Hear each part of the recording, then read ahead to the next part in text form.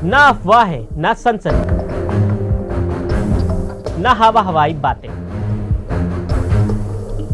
सत्य और तथ्यों के साथ खबरों की तह तक।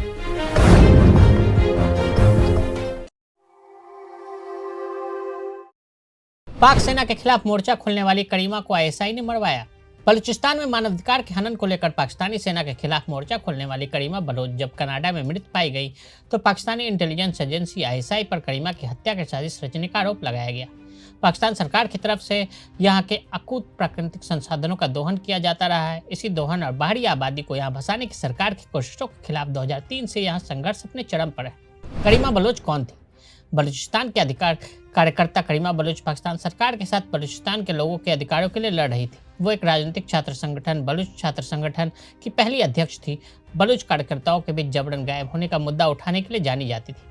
पाकिस्तानी सेना इंटर सर्विस एजेंसी के मुखर आलोचक बलूच को पाकिस्तान में आतंकवाद के आरोप लगाए जाने के बाद कनाडा में शरण दी गई थी। 2020 में लापता होने के बाद बलूच स्वीडन में एक नदी में मृत पाई गई।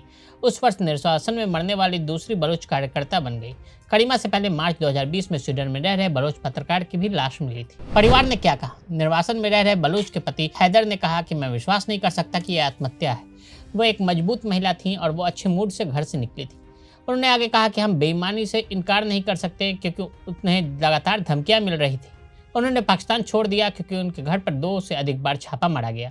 उन्हें सक्रियता और राजनीतिक गतिविधियां छोड़ने की धमकी तक दी गई, लेकिन उन्होंने ऐसा नहीं किया और कनाडा चली गई। पहले भी बलूच नेता की इसी तरह मिली थी लाश। पत्रकार साजिद हुसैन भी लापता हो गए थे। बाद में उनकी लाश एक नदी के किनारे मिली थी। साजिद के परिवार, दोस्तों, परिचितों ने दावा किया था कि उनकी हत्या हुई।